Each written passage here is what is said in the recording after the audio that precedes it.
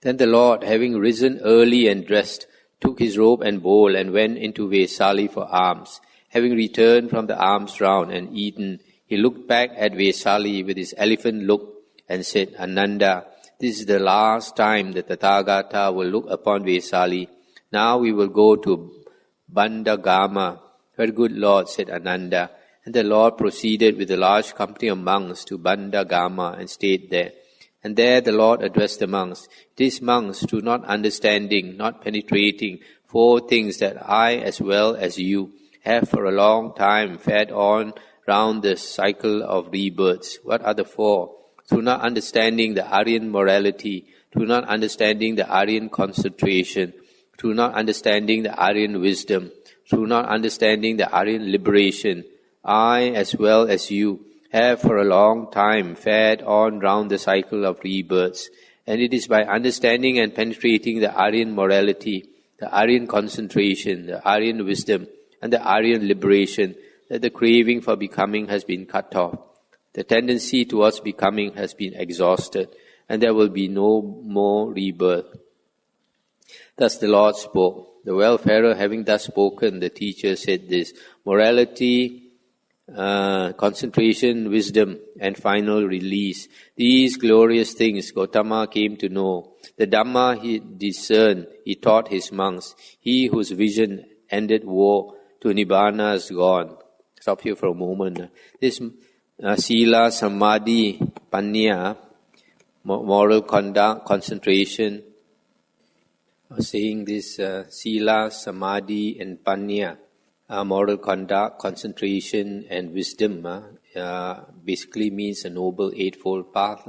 The 8 factors of the noble eightfold path can be also divided into 3 factors. And the last one is liberation. Then the Lord was staying at Bandagama, delivered a comprehensive discourse. This is morality, this is concentration, this is wisdom. Concentration, when imbued with morality, brings great fruit and profit. Wisdom, when imbued with concentration, brings great fruit and profit. The mind imbued with wisdom becomes completely free from the asavas, that is, from the asava of sensuality, of becoming, of wrong views, and of ignorance. And when the Lord had stayed at Bandagama for as long as he wished, he said, Ananda, let us go to Hatigama, and then to Ambagama, and then to Jambugama, giving the same discourse at each place. Then he said, Ananda, let us go to Boganagara. Very good Lord, said Ananda. And the Lord went with a large company of monks to Boganagara. At Boganagara, the Lord stayed at the Ananda shrine. And here he said to the monks, Monks, I will teach you 4 criteria. Listen, pay close attention, and I will speak. Yes, Lord, replied the monks. Suppose a monk were to say, Friends, I heard and received this from the Lord's own lips. This is Dhamma, this is Vinaya, this is the Master's teaching. Then, monks, you should neither approve nor disapprove his words. Then, without approving or disapproving, his words and expressions should be carefully noted and compared with the suttas and reviewed in the light of the Vinaya. If they, on such comparison and review, are found not to conform to the suttas or the Vinaya, the conclusion must be, assuredly this is not the word of the Buddha. It has been wrongly understood by this monk, and the matter is to be rejected. But where, on such comparison and review, they are found to conform to the suttas or the Vinaya, the conclusion must be, assuredly this is the word of the Buddha. It has been rightly understood by this monk. This is the first criterion. Suppose a monk were to say, in such and such a place, there is a community of elders, theras, and distinguished teachers. I have heard and received this from that community. Then, monks, you should neither approve nor disapprove his words, but compare it with the sutta and Vinaya. This is the second criterion. Suppose a monk were to say, in such and such a place, there are many elders who are learned, bearers of the tradition, who know the Dhamma, the Vinaya, the code of rules, etc. Then their word is not to be accepted or rejected, but compared to the suttas and the Vinaya. This is the third criterion. Suppose a monk were to say, in such and such a place there is one elder, Thera, who is learned. I have heard and received this from that elder. But where on such his words should not be accepted or rejected, but compared to the Sutta and Vinaya, where on such comparison and review they are found to conform to the Suttas and Vinaya, then the conclusion must be, assuredly this is the word of the Buddha. It has been rightly understood by this monk. Stop here for a moment. So here, this is a very important part. The Buddha says, if any monk claims that the Buddha taught this and the Buddha taught that, you should not accept, you should not reject, but you must compare it with the Suttas and the Vinaya. You see here the Buddha in the first part, the 4.8. Suppose a monk were to say, friends, I have heard and received this from the Lord's own lips. This is Dhamma, this is Vinaya, this is the Master's teaching. You find in the Suttas and in the Vinaya books, whenever the Buddha refers to his words, he always says Sutta and Dhamma and Vinaya. Dhamma and Vinaya. And later books, they added a third one, which is Abhidhamma. That's why the word Tripitaka came into use. The Buddha never used the word Tripitaka or Tipitaka. The Buddha doesn't even know this word. It was coined by later monks. So in the Suttas and the Vinaya, we always find the Buddha says Buddha's teaching is Dhamma Vinaya. And here you can see very clearly Dhamma refers to the Suttas. Vinaya is the monastic discipline meant for monks and nuns. So for lay people, your only teacher is the Suttas. This is very clear.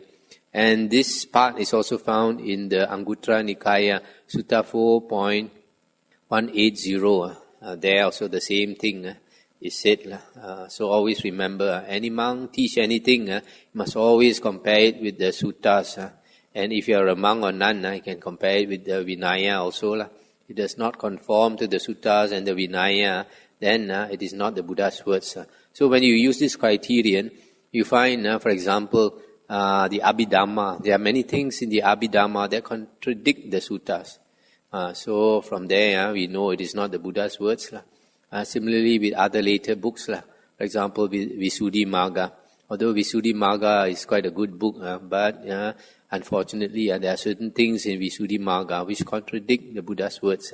One of them is, for example, in the Suttas, the Buddha says, if you practice mindfulness of breathing, Anapanasati, you can attain all the 4 Rupa jhanas and all the 4 Arupas or Arupa jhanas, plus the cessation of perception and feeling. All the states of Samadhi can be attained just by practicing Anapanasati. But in the Visuddhimagga, it says that if you practice Anapanasati, the most you can get 4 Rupa jhanas. So there are many other contradictions. For example, in the Abhidhamma, they talk about 6 destinations. 6 destinations of rebirth, whereas the Buddha talk about 5 destinations of rebirth. 5 destinations of rebirth are heaven, the human realm, and the 3 woeful planes, ghost, animal, and hell realm. And then the Abhidhamma added the Asura realm under the woeful planes, just like the later Mahayana books did, the Mahayana books. So you can know from this that the Abhidhamma arose around the same time as the Mahayana books, which is 500 years after the Buddha's passing on. So always remember, I must compare with the Suttas and the Vinaya. Then the Lord, while staying at Boga Nagara, delivered a comprehensive discourse. This is morality, this is concentration, this is wisdom. And when the Lord had stayed at Boga Nagara for as long as he wished, he said, Ananda, let us go to Pava. Very good Lord, said Ananda. And the Lord went with a large company of monks to Pava, where he stayed at the mango grove of Chunda the smith. And Chunda heard that the Lord had arrived at Pava and was staying at his mango grove. Then he went to the Lord, saluted him and sat down to one side. And the Lord instructed, inspired, fired and delighted him with a talk on Dhamma. Then Chunda said, may the Lord accept a meal from me tomorrow with his Sangha of monks. And the Lord consented by his silence. And Chunda, understanding his consent, rose from his seat, saluted the Lord, and passing by to the right, departed. And as the night was ending, Chunda had a fine meal of hard and soft food, prepared with an abundance of pig's delight. And when it was ready, he reported to the Lord, Lord, the meal is ready. Then the Lord, having dressed in the morning, took his robe and bowl, and went with his sangha of monks to Chunda's dwelling, where he sat down on the prepared seat and said, serve the pig's delight that has been prepared for me, and serve the remaining hard and soft food to the sangha of monks. Very good Lord, said to Chunda, and did so. Then the Lord said to Chunda, whatever is left over of the pig's delight, you should bury in the pit, because Chunda, I can see none in this world with its devas, maras and brahmas, in this generation with its ascetics and brahmins, its princes and people, who, if they were to eat it, could thoroughly digest it, except the Tathagata. Very good Lord, said Chunda, and having buried the remains of the pig's delight in a pit, he came to the Lord, saluted him and sat down to one side. Then the Lord, having inspired, fired and delighted him with a talk on Dhamma, rose from his seat and departed. And after having eaten the meal provided by Chunda, the Lord was attacked by a severe sickness with bloody diarrhea and with sharp pains as if he were about to die. But he endured all this mindfully and clearly aware, and without complaint. Then the Lord said, Ananda, let us go to Kusinara. Very good Lord, said Ananda. Having eaten Chunda's meal, this I've heard, he suffered a grave illness, painful, deathly. From eating a meal of pig's delight, grave sickness assailed the teacher. Having purged, the Lord then said, now I'll go to Kusinara's town. Stop here for a moment. This pig's delight, here is translated as according to the Pali, pig's delight. But then the Mahayanis, they could not accept that the Buddha ate meat. So they gave a different translation that it was something to do with some vegetarian food, mushroom, something. So here, the Buddha knew that after this meal, he was going to pass away. And this meal is a very special meal. So the Buddha said, nobody else can digest this meat. Because actually, for somebody to offer, later the Buddha will say, for somebody to offer the last meal to the Buddha is as meritorious as the person who offers the meal to the Buddha just before enlightenment is a highly meritorious offering. So nobody else had the merit to receive this. So the Buddha asked him to bear it.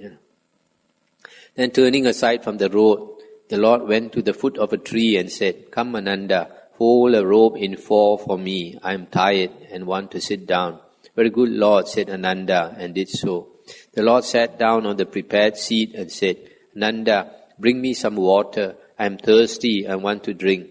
Ananda said, Lord, 500 carts have passed this way. The water is churned up by their wheels and is not good. It is dirty and disturbed. But Lord, the river Kakuta nearby has clean water, pleasant, cool, pure, with beautiful banks, delightful. There the Lord shall drink the water and cool his limbs. A second time the Lord said, Ananda, bring me some water. I am thirsty and want to drink. Ananda replied as before. Third time the Lord said, Ananda, bring me some water. I am thirsty and want to drink. Very good Lord, said Ananda. And taking his bowl, he went to the stream. And that stream whose water had been churned up by the wheels and was not good, dirty and disturbed, as Ananda approached it, began to flow pure, bright and unsullied. And the verbal Ananda thought, wonderful, marvelous are the Tathagata's great and mighty powers. This water was churned up by the wheels and was dirty, and at my approach it flows pure, bright and unsullied. He took water in his bowl, brought it to the Lord, and told him of his thoughts, saying, may the Lord drink the water, may the wayfarer drink. And the Lord drank the water. Stop here for a moment. The Devas work. They made the water clean, the dirty water clean. At that moment, Pukusa, the Mala, a pupil of Alara Kalama, was going along the main road from Kusinara to Pava. Seeing the Lord sitting under a tree, he went over, saluted him and sat down to one side. Then he said, "It is wonderful, Lord, it is marvelous, how calm these wanderers are." Once Lord Alara Kalama was going along the main road, and turning aside, he went and sat down under a nearby tree to take his siesta. And 500 carts went rumbling by very close to him. A man who was walking along behind them came to Alara Kalama and said, "Lord, did you not see 500 carts go by?" And he said, "No, friend, I did not." "But didn't you hear them, Lord?" And he said, "No, friend, I did not." "Well, were you asleep, Lord?" And he said, "No, friend, I was not asleep." "Then, Lord, were you conscious?" And he said, "Yes, friend." "So, Lord, being conscious and awake, you neither saw nor heard 500 carts passing by close to you, even though your outer robe was bespattered with dust." And he said, "That is so, friend." And that man thought, "It is wonderful, it is marvelous. These wanderers are so calm that though conscious and awake, a man neither saw nor heard 500 carts passing close by him." And he went away praising Alara Kalama's lofty powers. And the Buddha said, "Well, Pukusa, what do you think? What do you consider is more difficult to do or attain to? While conscious and awake, not to see or hear 500 carts passing nearby, or while conscious and awake, not to see or hear anything when the rain god streams and splashes, when lightning flashes and thunder crashes." And he said, "Lord, how can one compare not seeing or hearing 500 carts with that? Or even 6, 7, 8, 9 or 10, 100 or hundreds of thousands of carts to that? To see or hear nothing when such a storm rages is more difficult." And the Buddha said, "Once, Pukusa, when I was staying at Atuma at the threshing floor, the rain god streamed and splashed, lightning flashed and thunder crashed, and 2 farmers, brothers, and 4 oxen were killed. And a lot of people went out of Atuma to where the 2 brothers and the 4 oxen were killed. And Pukusa, I had at that time gone out of the door of the threshing floor and was walking up and down outside. And a man from the crowd came to me, saluted me and stood to one side, and I said to him, 'Friend, why are all these people gathered here?' And he said, 'Lord, there has been a great storm, and 2 farmers, brothers, and 4 oxen have been killed. But you, Lord, where have you been?' And the Buddha said, 'I have been right here, friend.' 'But what did you see, Lord?' And the Buddha said, 'I saw nothing, friend.' 'Or what did you hear, Lord?' The Buddha said, 'I heard nothing, friend.' 'Were you sleeping, Lord?' The Buddha said, 'I was not sleeping, friend.' 'Then, Lord, were you conscious?' And the Buddha said, 'Yes, friend.' 'So, Lord, being conscious and awake, you neither saw nor heard the great rainfall and floods and the thunder and the lightning.' And the Buddha said, 'That is so, friend.' And Pukusa, that man thought, 'It is wonderful, it is marvelous. These wanderers are so calm that they neither see nor hear when the rain god streams and splashes, lightning flashes and thunder crashes.' Proclaiming my lofty powers, he saluted me, passed by to the right and departed. At this, Pukusa the Mala said, 'Lord, I reject the lofty powers of Alara Kalama as if they were blown away by a mighty wind or carried off by a swift stream or river. Excellent, Lord, excellent. It is as if someone were to set up what had been knocked down, or to point out the way to one who had got lost, or to bring an oil lamp into a dark place so that those with eyes could see what was there. Just so the Blessed Lord has expounded the Dhamma in various ways. And I, Lord, go for refuge to the Blessed Lord, the Dhamma and the Sangha. May the Blessed Lord accept me from this day forth as a lay follower as long as life shall last.' Then Pukusa said to one man, 'Go and fetch me 2 fine sets of robes of cloth of gold, burnished and ready to wear.' 'Yes, Lord,' the man replied, and did so. And Pukusa offered the robes to the Lord, saying, 'Here, Lord, are 2 fine sets of robes of cloth of gold. May the Blessed Lord be graciously pleased to accept them.' 'Well then, Pukusa,' the Buddha said, 'clothe me in one set and Ananda in the other.' 'Very good, Lord,' said Pukusa, and did so. Then the Lord instructed, inspired, fired and delighted Pukusa the Mala with a talk on Dhamma. Then Pukusa rose from his seat, saluted the Lord, passed by to the right and departed. Stop here for a moment. So here the Buddha is saying that he was in Samadhi and there was lightning and thunder and all that. The trees came crashing down and 2 people died and 4 oxen died, and the Buddha didn't hear a single sound. So he was in very deep Samadhi. And this last part, where this Pukusa offered this set of robes, cloth of gold, and the Buddha accepted. We find when the Buddha was younger, he was very ascetic. He practiced the austerities. When he was younger, he probably would not accept this set of robes with cloth of gold. But now he was old already. Then he accepted it and even asked Pukusa to offer the other to Ananda. So this is quite normal for monks. When we are young, monks are young, we are very inspired to practice and to be very strict.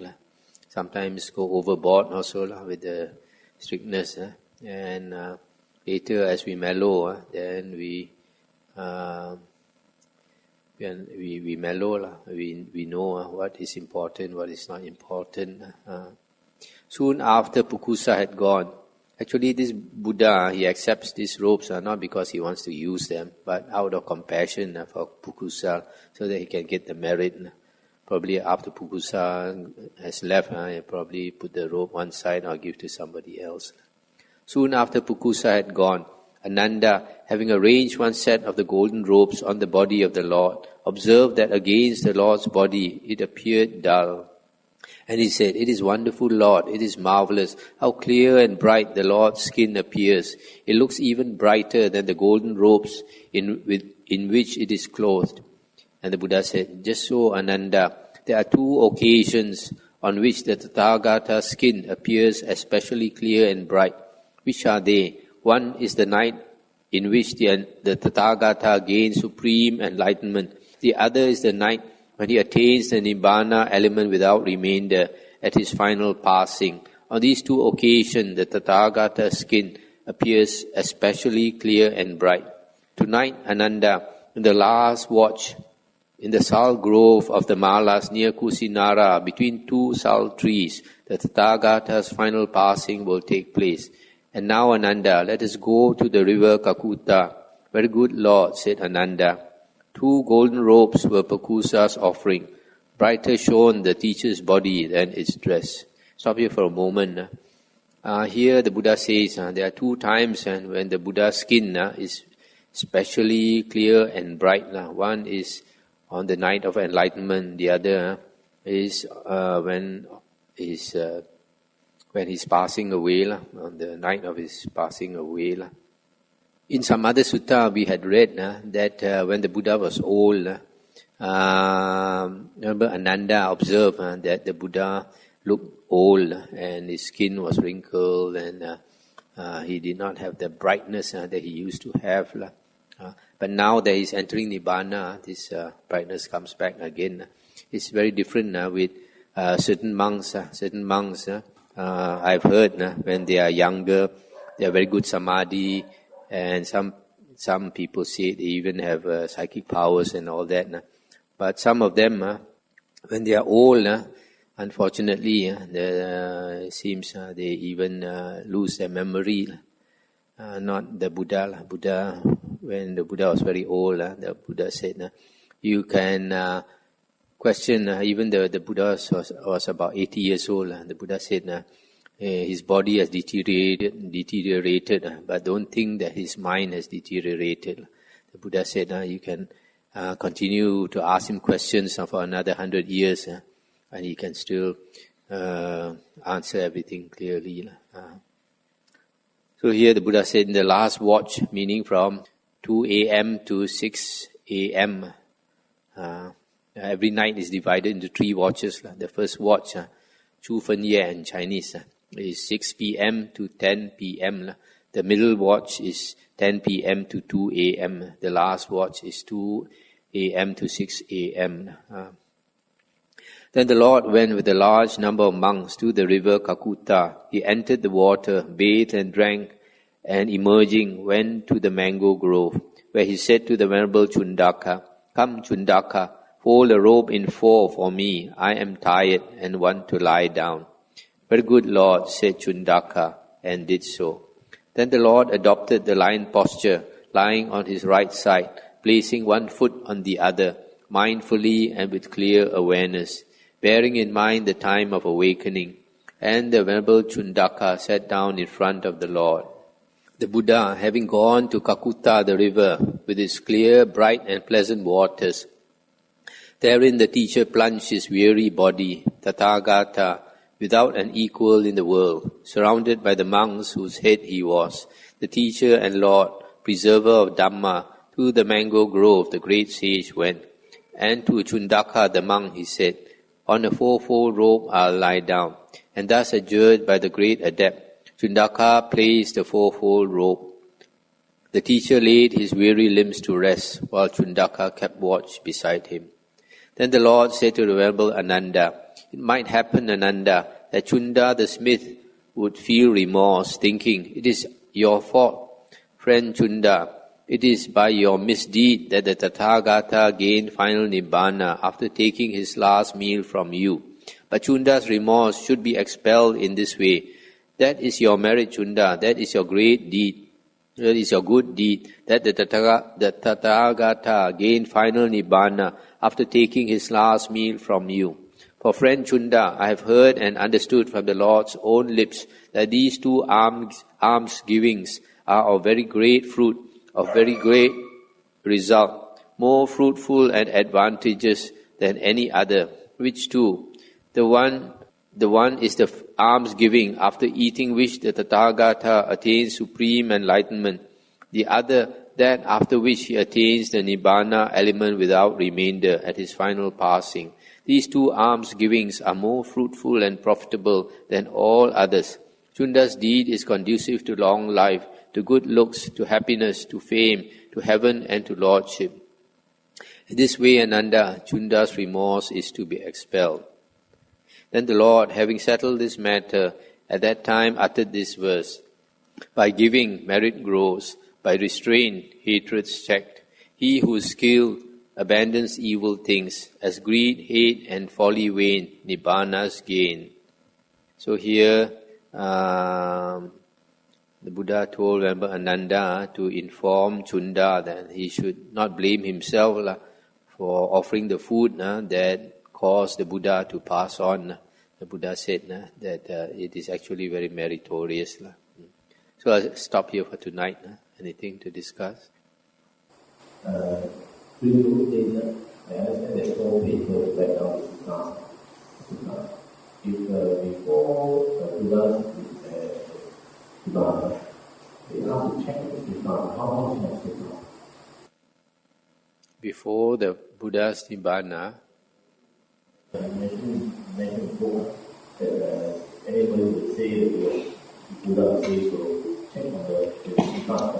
When is Nibbana? okay. During the Buddha's time, the suttas were transmitted from teacher to disciple, and the monks had to recite the suttas to firstly to memorize it themselves, and secondly to pass it on. So many thousands of monks knew the suttas.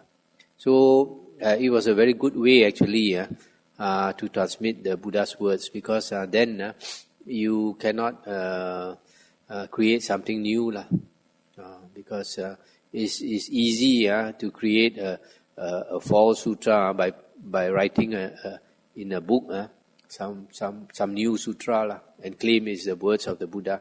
But if it is transmitted by word of mouth and you start to teach a new sutra which the Buddha did not teach, you and maybe you and your friends, 10 of you, but there are thousands, tens of thousands of the Buddha's disciples who know the sutras by heart. The Buddha said that there are 8 occasions where the earthquakes very hard. Now that just reminded me about the earthquake in Japan. Is that something like that, or because they explain it with science, but very good as 8 reasons to. Does that mean anything? I'm not sure how reliable this part about the 8 reasons for the earthquake. But sometimes in the suttas, the Buddha says certain things which a person, a normal person would find it hard to accept. An example is like the Buddha says, if humans are full of greed, hatred and delusion, and because of greed, hatred and delusion, they do a lot of evil things. And when humans do a lot of evil things, the devas get annoyed. And when the devas get annoyed, the rain gods will not allow it to rain when it's supposed to rain. And then, because the rain does not come in time, then the crops do not grow well. And then there is famine, and a lot of people die. So this type of explanation by the Buddha, a lot of normal people find it hard to accept because they can't see the devas. But the logic behind it is that because the world is created by our mind, if our mind is defiled, if our mind is unwholesome, then the world changes according to karma, and a lot of obstacles arise. But if we act with a very pure mind, actions are wholesome and not harmful to others, then the world changes in a way that makes us happy. Even heaven and hell is created by our mind.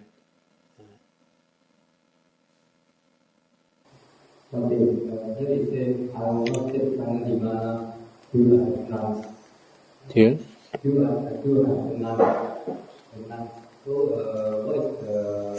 Does it apply now?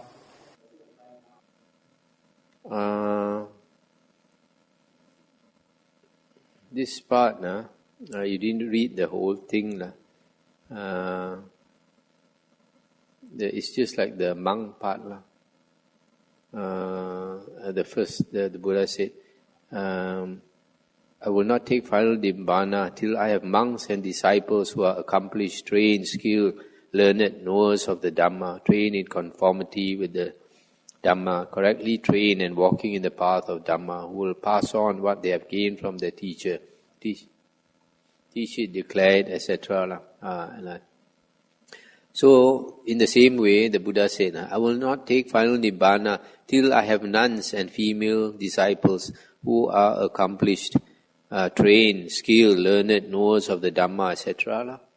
Because at that time there were nuns, but now there are no nuns, so you cannot use that part. But anyway, there is no Buddha to take Nibbana now. Okay, shall we end here?